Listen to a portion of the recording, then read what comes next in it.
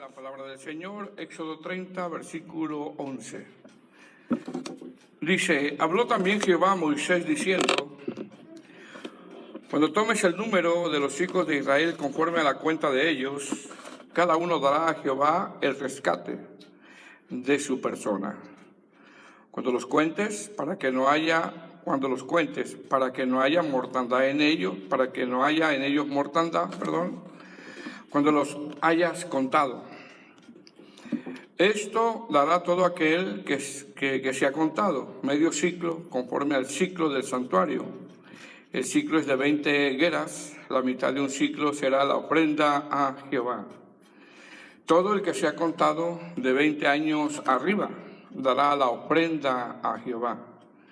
Ni el rico aumentará, ni el pobre disminuirá del medio ciclo, cuando dieren la ofrenda a Jehová para hacer expiación por vuestras personas. Y tomarás de los hijos de Israel el dinero de las expiaciones y lo darás para el servicio del tabernáculo de reunión, y será por memorial a los hijos de Israel delante de Jehová para hacer expiación por vuestras personas. Vamos a orar, hermanos. Oremos juntos. Amén. Padre Santo, te damos gracias, Señor, por tu misericordia, porque cada día que nosotros despertamos, cada día que nosotros abrimos nuestros ojos, y aún el estar aquí, Señor, son muchos motivos por el cual hemos de darte gracias por esa misericordia recibida, Señor. Te pedimos ahora, Padre, que me ayudes, te lo pido con temblor, Señor. Me encuentro muy necesitado en este momento, porque sin ti nada puedo hacer. Te pido que me ayudes a poder hablar tu palabra y que seamos edificados, que salgamos entendidos, que salgamos nutridos por tu palabra. Y te doy gracias en el nombre de Jesús. Amén. Puedes sentarse, hermanos.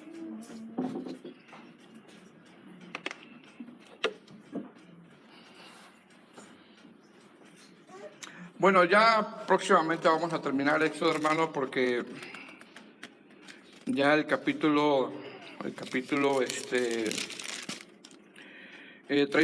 estamos en el 30, estamos más o menos terminando el 30. El capítulo 32 ya habla sobre el suceso del becerro de oro, y ya lo demás es un pacto renovado, donde es una repetición ya prácticamente de todo lo que hemos venido viendo, donde hay un verbo que cambia, que es harás, a Moisés hizo.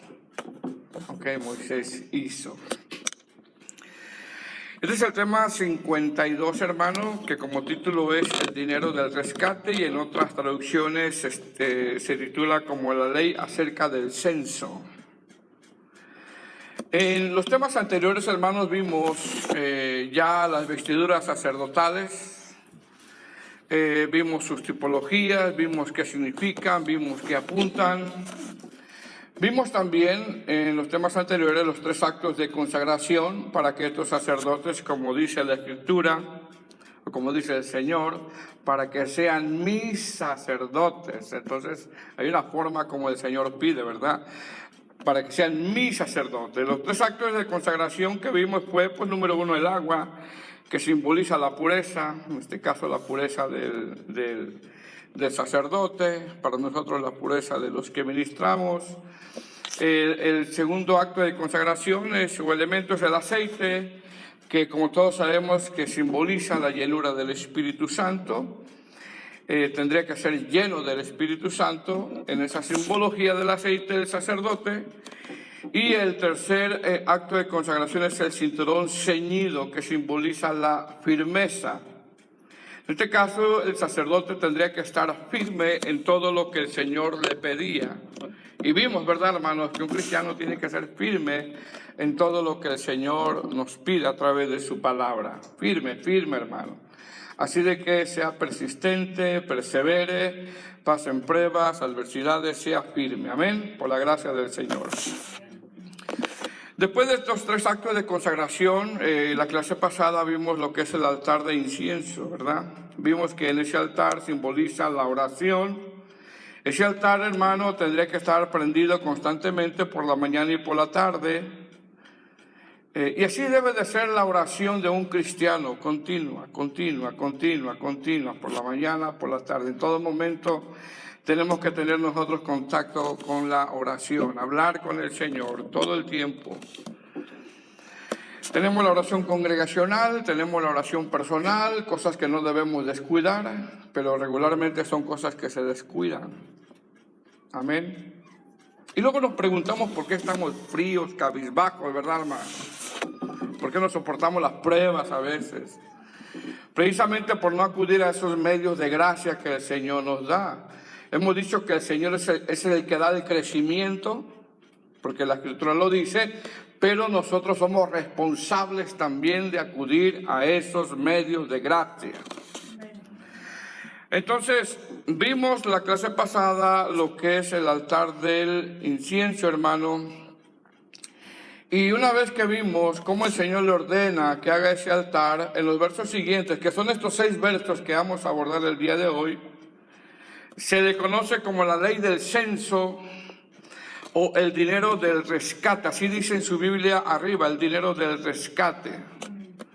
Y quizá usted, hermano, se va a preguntar qué es esto, ¿verdad? Quizás se va a preguntar qué es esto. O de qué habla esto. No sé si de repente ahorita que leímos, dice, bueno, ¿de qué nos va a hablar, verdad? O de qué va a hablar esto, o qué podemos sacar esto, o cuál es el propósito de esto. O para qué yo necesito aprender esto. Quizás de repente podemos nosotros preguntarnos, hermano, ¿qué es esto? ¿Cuál es el propósito de esto? ¿Para qué necesito esto? ¿Para qué necesito aprender esto? Bueno, tenemos que recordar, hermano, que toda la palabra, aunque algunas partes de la Biblia solo eran específicamente para el pueblo de Israel, como el diezmo, por ejemplo, como las leyes ceremoniales, a nosotros nos enseñan algo, así de que estos versos algo nos van a enseñar el día de hoy. ¿Por qué? Porque también es palabra de Dios. Quizá algo que usted ya sabe, hermano, pero simplemente a través del sermón pues nos va a recordar algo el Señor a través de su palabra. Amén. Recordemos que nosotros somos simplemente vasos, amén, que hablamos algo que ya está escrito. Entonces, ¿cuál es el propósito de estos 6 versos que hablan sobre la ley del censo o el dinero del rescate? Bueno, son 4 que vamos a ir viendo a través de los textos. Número 1, el propósito es, número 1, que somos propiedad de Él. Número 2, que nos debemos a Él. Número 3, que debemos de alcanzar la madurez. Y número 4, que Dios por medio de Cristo es el que redime de igual manera sin acepción de personas. Espero que el día de hoy venga predispuesto. Amén. Venga predispuesto, venga con oídos para escuchar. Amén, hermanos. Que ya prontamente en una hora vamos a salir de aquí, quizá menos. Entonces, número 1, somos propiedad de Él. Número 2, nos debemos a Él. Número 3, debemos de alcanzar la madurez. Y número 4, Dios por medio de Cristo es Él el que redime de igual manera sin acepción de personas. Éxodo 30:11. ¿Estamos ahí? Dice la palabra del Señor, dice, habló también Jehová a Moisés diciendo, vemos ahí 2 puntos. La versión lenguaje actual dice, Dios habló con Moisés y le dijo. Ahora, lo primero que vemos, hermanos, en este verso es que Moisés, desde el capítulo 20, fíjense, desde el capítulo 20 de Éxodo, Moisés sigue en el monte Sinaí hablando con Dios. Todos estos capítulos que hemos visto, desde el 20 hasta aquí, está Moisés hablando con Dios. Y qué privilegio, hermano, qué gracia, qué misericordia, qué bondad de Dios. Nosotros siendo falibles, siendo débiles, muchas veces faltos, siendo nosotros, hermanos, que en ocasiones no hacemos lo que deberíamos de hacer, qué privilegio que el Señor nos hable. Es un privilegio. Esa es gracia, esa es misericordia del Señor. Que Él nos hable a través de los vasos, que Él nos hable, que Él nos amoneste, que Él nos instruye, que Él nos consuela a través de su palabra. Qué privilegio es. Que Dios nos habla a través de las Escrituras Es un privilegio, hermano, que nosotros debemos de prestar atención. Por lo tanto, tenemos que venir predispuestos a escuchar su palabra. Habacuc 2:20 dice: mas Jehová está en su santo templo. ¿Y qué sigue diciendo? Si se sabe el texto: calle delante de él toda la tierra. Eso habla de reverencia al Señor. Eso habla de un privilegio de parte que el Señor nos da a nosotros, hermano, de poder escuchar su palabra, hermano. Dice el verso 12: cuando tomes el número de los hijos de Israel conforme a la cuenta de ellos, cada uno dará a Jehová el rescate de su persona. Cuando los cuentes, para que no haya mortandad para que en ellos no haya mortandad cuando los hayas contado. Ahora mire bien, una de las promesas, hermanos, que el Señor le dio a Israel desde Abraham es que este pueblo, hermano, iba a crecer. Es una de las promesas que el pueblo de Israel tiene desde Abraham, que este pueblo iba a crecer, que este pueblo se iba a multiplicar. Cuando Dios llama a Abraham, le da promesa que de su descendencia iba a ser como la arena del mar. Habla de que se iba a multiplicar, entendiendo también por las Escrituras que también hablaba de aquellos hijos de la fe que ahora son los que pertenecen a la iglesia de Cristo. Es decir, en este verso, hermanos, el Señor comienza a hablar a Moisés sobre algo que iba a acontecer. En este caso ya el pueblo había crecido. Y no solamente había crecido, sino que se iba a multiplicar más. Entonces, el Señor le está hablando aquí a Moisés acerca de un censo. Como se iba a multiplicar, como iba a crecer este pueblo, el Señor les habla de un censo. Un censo, mire bien, donde solamente Dios tenía el derecho de mandar a contar a los hijos de Israel. Es decir, cuando alguien censa algo es porque el que censa es propietario de lo que está contando. Como cuando usted cuenta su dinero, ¿no? Usted es propietario de eso. Bueno, en este caso, cuando alguien censa algo, es porque el que censa es propietario del que lo está contando. Por lo tanto, este verso habla, número 1, de crecimiento, y número 2, esto habla de que este pueblo, a ser contado en números, en cantidades, tendría que entender, fíjese bien, tendría que entender que el único que tenía derecho a mandar a contar a los hijos de Israel era Dios. Era Dios. Entonces habla de crecimiento, número 1, 2, habla también de que este pueblo, al ser contado en números, tendría que entender que el único que tenía derecho de mandar a contar a los hijos de Israel era Dios. Y número 3, esto habla de que este pueblo era propiedad ¿de quién, hermanos? Era propiedad de Dios. Es decir, de la misma manera que comenzó la iglesia con 120 personas en el aposento alto, donde iba a crecer y crece por la gracia de Dios, también la iglesia no debe de olvidar a cabalidad que la iglesia es propiedad de Dios. Pablo, por ejemplo, en sus cartas dice: la iglesia es de Dios. En 1 Corintios 1:2 dice: a la iglesia de Dios en Corinto. 1 Corintios 11:16 dice: pero si alguno parece ser contencioso, nosotros no tenemos tal costumbre, ni las iglesias de Dios. Gálatas 1:13 dice: porque vosotros habéis oído acerca de mi antigua manera de vivir en el judaísmo, de cuando desmedidamente perseguía yo a la iglesia de... Él no atribuía que la iglesia era de él, sino era de Dios.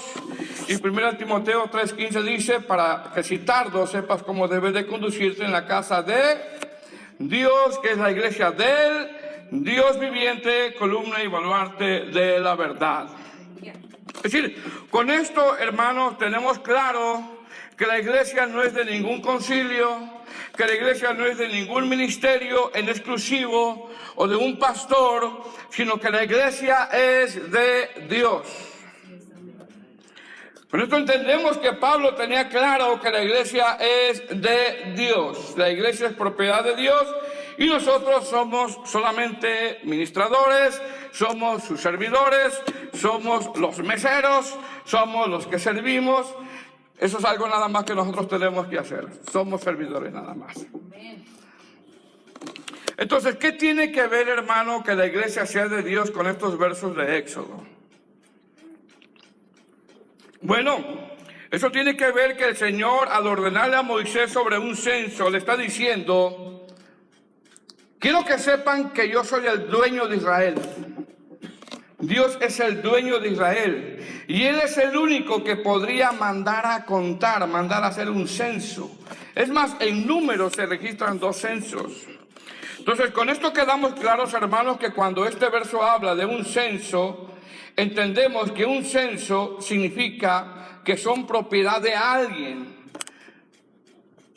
Y sabemos que la palabra censo significa contar o dar una lista.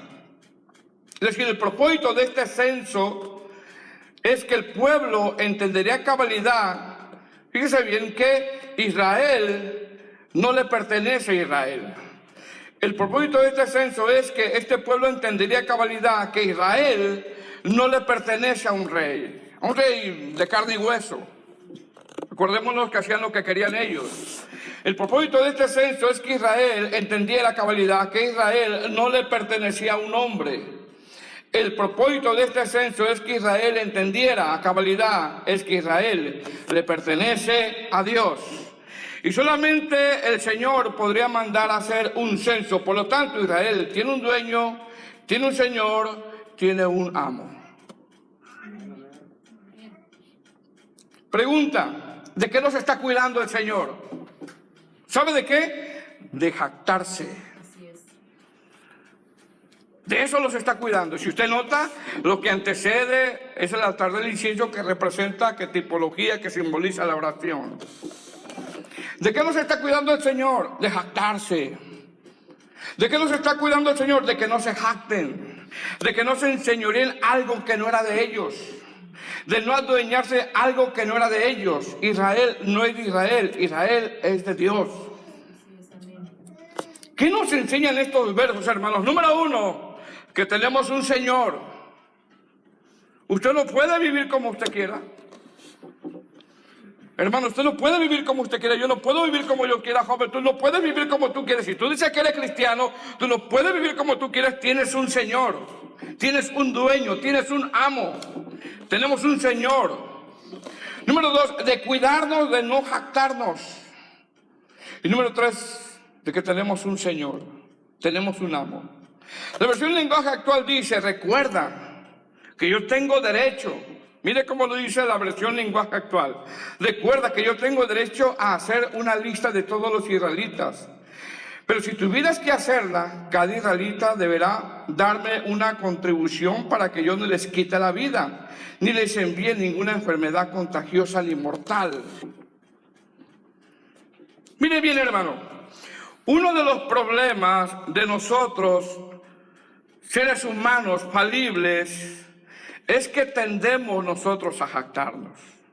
Tendemos a jactarnos por lo que sea. Por un edificio. Por un edificio nos tendemos a jactar. Por una casa. Por una posición. Por una apariencia. Los pastores se jactan de cuánta gente tienen. Los pastores se jactan de cuán grande tienen el edificio y de que supuestamente lo que han alcanzado. Alguien podría caer en jactarse en el conocimiento que alguien pueda llegar a tener y degradar a aquellos que no tienen. Alguien podría jactarse por su teología que tiene, y si alguien se jacta por su teología que tiene, ¿sabe qué? Solamente tiene información y no tiene una vida espiritual. Charles Spurgeon decía que todos tenemos un poco de orgullo. Usted tiene un poco de orgullo, yo tengo un poco de orgullo. Eso es malo delante de Dios. Yo lo logré, yo lo obtuve, es mi habilidad, es mi fuerza. Dice que todos tenemos un poco de jactancia, unos 1 gramo y otros 1 tonelada, pero es lo mismo. Y si usted nota, repito, del por qué el altar de incienso está antes de esta orden, es para que entremos en oración, en humillación y no jactarnos. Por más espiritual que alguien sea, tiende a jactarse. Por más conocimiento que alguien tenga, tiende a jactarse. Es más, Pablo, hermano, relata en la segunda carta de los Corintios capítulo 12 que se le dio un aguijón para que no se jactara, para que no se enorgulleciera. Repito, porque tendemos a enorgullecernos por cualquier cosa. ¿Qué significa jactarse? Alardar, fanfarronear, petulante. Y la Escritura nos manda a nosotros a no jactarnos. Y de cualquier cosa en ocasiones nos jactamos. Por lo que gano, por lo que tengo, por cómo el conocimiento que tengo, la apariencia que tengo, por el edificio que supuestamente he alcanzado, hermano. Dios lo puede quitar. Dios lo puede quitar.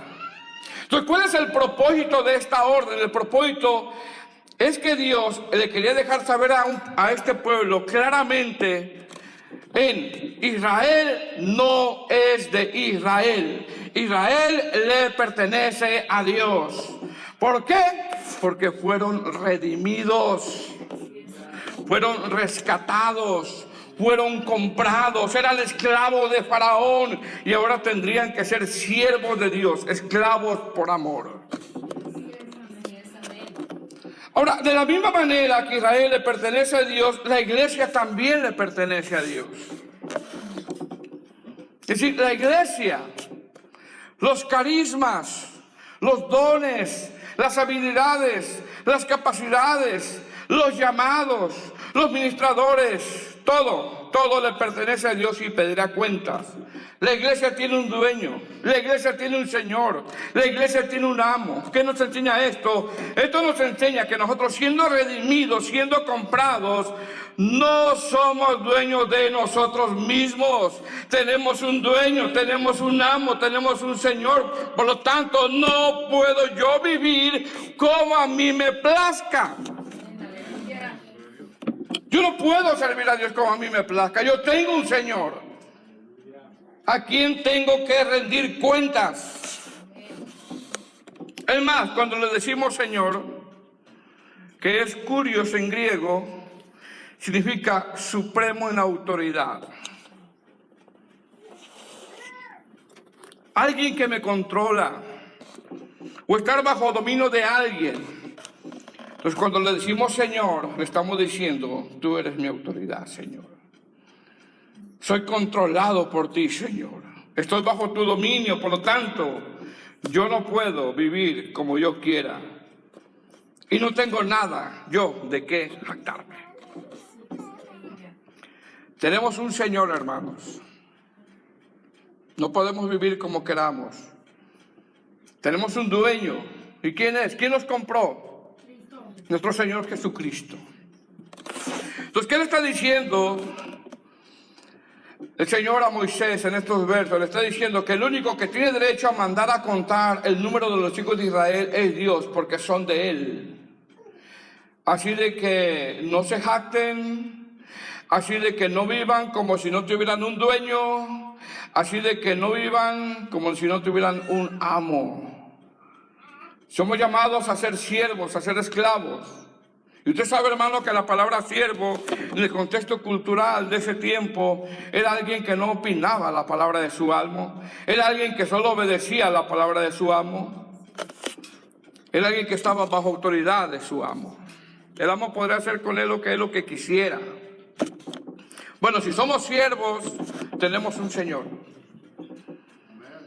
Dice: cuando tomes el número de los hijos de Israel conforme a la cuenta de ellos, cada uno dará a Jehová rescate de su persona. Cuando los cuentes, para que no haya en ellos mortandad, cuando los hayas contado. Es decir, el único que podría mandar a contar a los hijos de Israel es Dios, ya que Israel es de Dios, y de la misma manera la iglesia. Con esto vemos que Dios los está cuidando de que el pueblo no se adueñara algo que ellos no habían comprado o redimido. Ahora mire bien, ¿qué pasa cuando un hombre se quiere adueñar de la iglesia o adueñar algo que es de Dios y la comienza a administrar a su parecer? ¿Sabe qué viene, hermano? Viene mortandad espiritual, viene reprensión, viene disciplina. Esta persona empieza a dejar de confiar en Dios y comienza a confiar en lo que supuestamente él tiene. Y eso es muy peligroso. Usted sabe, hermano, lo clásico, ¿verdad? ¿Cuántos hay en tu iglesia, hermano? En mi iglesia hay tantos. Ya no caben, necesitamos otro lugar más grande. Como si fuera una competencia. Logré un edificio. Esa persona comienza a decaer espiritualmente con el riesgo de que el Señor le quite lo que es de él. Uno de los sucesos trágicos del Antiguo Testamento lo relata 2 Samuel, capítulo 24, del 1 al 25.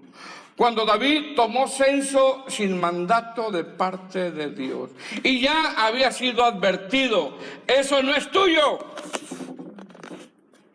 Dice en 2 Samuel, capítulo 24, versículo 1, volvió a encenderse la ira de Jehová contra Israel e incitó a David contra aquellos a que dijese, ves, haz un censo de Israel y de Judá.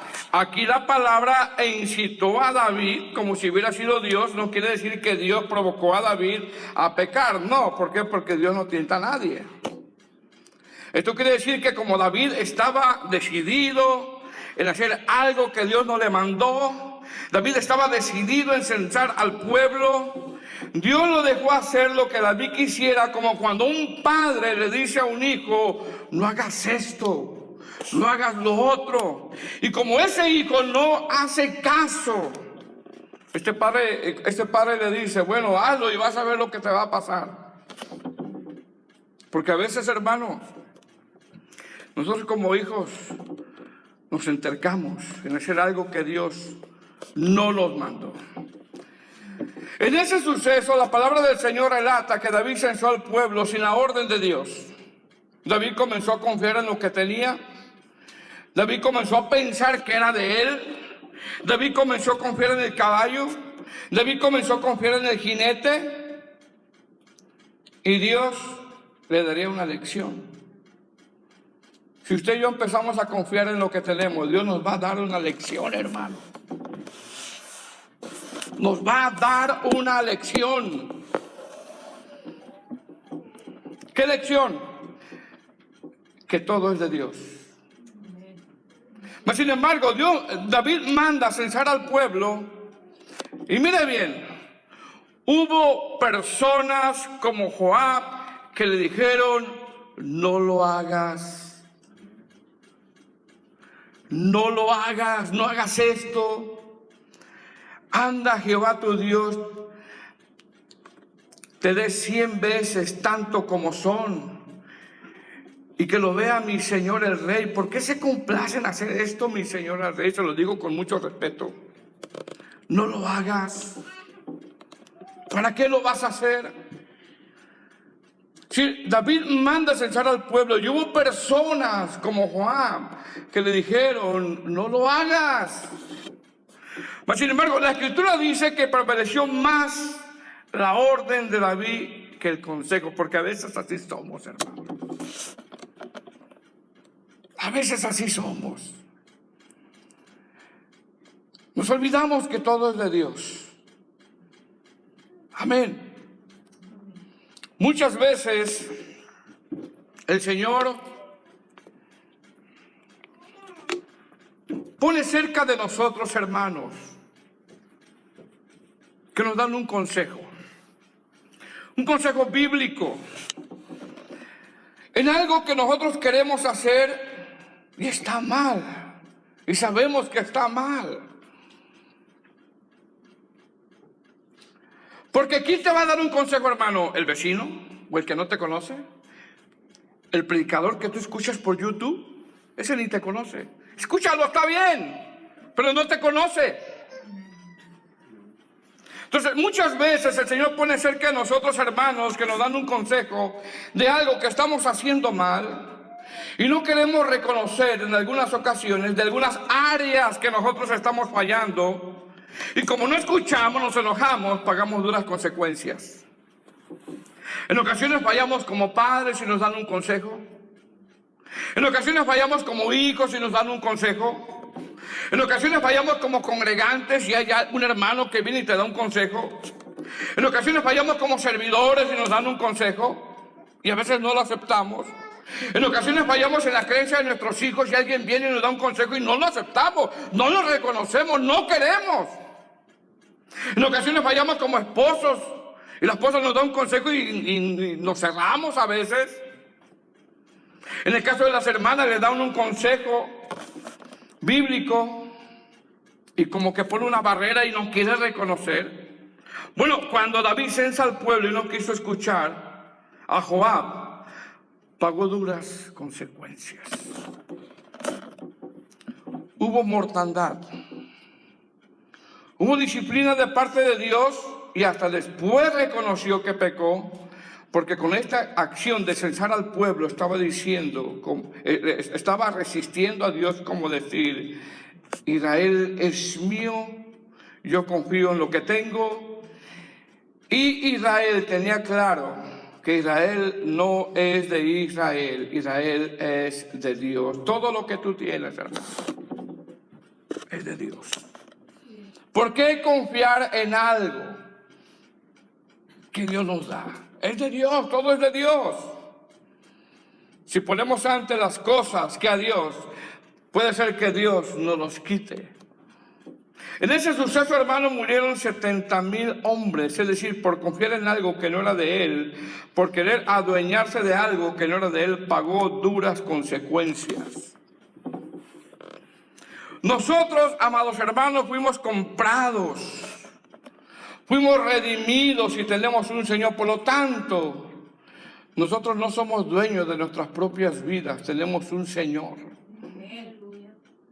No podemos vivir y hacer lo que uno quiera con nuestra propia vida, ya que se nos pedirá cuentas. Se nos pedirá cuentas de la administración de la iglesia, se nos pedirá cuentas de los carismas que el Señor nos da, se nos va a pedir cuentas. Verso 13. Nos debemos a Él y somos llamados para alcanzar la madurez. Verso 13, ¿estamos ahí? Esto dará todo aquel que sea contado medio ciclo, conforme al ciclo del santuario. El ciclo es de 20 gueras, la mitad de un ciclo será la ofrenda a Jehová. Todo el que sea contado de 20 años arriba dará la ofrenda a Jehová. Ni el rico aumentará, ni el pobre disminuirá del medio ciclo, cuando dieres la ofrenda a Jehová para hacer expiación por vuestras personas. Ahora, una vez, hermano, que el Señor manda a Moisés sobre la ley del censo, y está hablando, en unas versiones así habla, o sobre el dinero del rescate, y que entendiera que Israel no es de Israel, sino de Dios. Ahora en estos siguientes textos, del 13 al 15, el Señor nos habla de dos cosas. Número uno, que entendieran que tendrían que alcanzar la madurez, en este caso es una simbología para nosotros. Y número dos, que se debían a Dios, que estaban obligados todos a Dios. Dice el 13, esto dará todo aquel que se ha contado medio ciclo, conforme al ciclo del santuario. El ciclo será de 20 gueras, la mitad de un ciclo será la ofrenda de Jehová. Todo el que se ha contado de 20 años, hermanos, fíjese lo que nombra, de 20 años arriba dará la ofrenda a Jehová. Repito una vez, que entendí de Israel, que Israel no es de Israel. Usted no es dueño de sí mismo, hermano. Usted tiene un amo, yo tengo un amo, yo tengo un Señor, usted tiene un Señor, y es nuestro Señor Jesucristo. Ahora la orden es que los que iban a pagar eran personas de 20 años para arriba, y cuando la Escritura nombra de 20 años arriba, habla de madurez. Mire bien, la edad de 20 años en Israel era la edad máxima donde se alcanzaba la madurez. Cuando alguien llegaba a 20 años, ¿cuántos años tiene? 20, no, ya maduro ya. Madurez. Los de 20, levantan la mano los de 20 años para arriba, madurez. Pero resulta que a veces hay de 40 o de 50, como niños todavía. Repito, cuando nombra aquí la edad de 20 años, es porque ya había alcanzado la edad madura. La edad madura. Si después de un tiempo tendrá que llegar la madurez. Amén, hermanos. Si ya tiene más de 20, hermanos. No niños, maduros. Entender que para nosotros como iglesia, entender que la iglesia es de Dios. Eso es madurez. Entender que la iglesia de Cristo somos llamados a alcanzar la madurez. Y cuando alcanzamos a esa madurez o cuando llegamos a una madurez, comprendemos que la iglesia es de Dios y nos debemos a Él nosotros. Es decir, el hecho de pagar el rescate habla claramente que todos se deben a Dios. El hecho del dinero del rescate habla claramente que todos estaban obligados a Él. Y nosotros, hermanos, debemos de entender claramente que nos debemos a un Señor. Estamos obligados a Él. El apóstol Pablo en Romanos 8:12 dice, deudores somos, no a la carne para que vivamos conforme a la carne. Estamos en una deuda, hermano, con nuestro Señor y no hay manera de pagar. No hay forma de pagar. El medio ciclo que tendrían que dar no era algo como que uno compraba, no. Porque los ministerios no se compran, las posiciones no se compran, las posiciones en la iglesia no se adquieren por dinero, no. El dinero se daba como medio de ofrenda voluntaria para el servicio del tabernáculo. ¿Y qué tengo que hacer para servir, pastor? Tienes que dar tu diezmo, tienes que esto. El ministerio no se vende. Eso es responsabilidad el dar, si amamos al Señor, como lo explicó nuestro hermano en la ofrenda. Amén. Verso 16. Y tomarás de los hijos de Israel el dinero de las expiaciones y lo darás para el servicio del tabernáculo de reunión y será por memorial a los hijos de Israel delante de Jehová para hacer expiación por vuestras generaciones. Es decir, el Señor no tiene acepción de personas para nadie. Hermano, ¿qué nos enseñan estos versos? Claramente que la iglesia es de Dios, que la iglesia es de Cristo, que debemos de alcanzar la madurez, que solamente Él tiene derecho, el Señor, en este caso de hacer el censo. Él es el único que mandaba hacer censo porque la iglesia es de Él. Que lo que demos es para el servicio de su obra, que nos debemos a Él y que no nos jactemos de alcanzar algo, porque el Señor, hermano, nos lo puede quitar.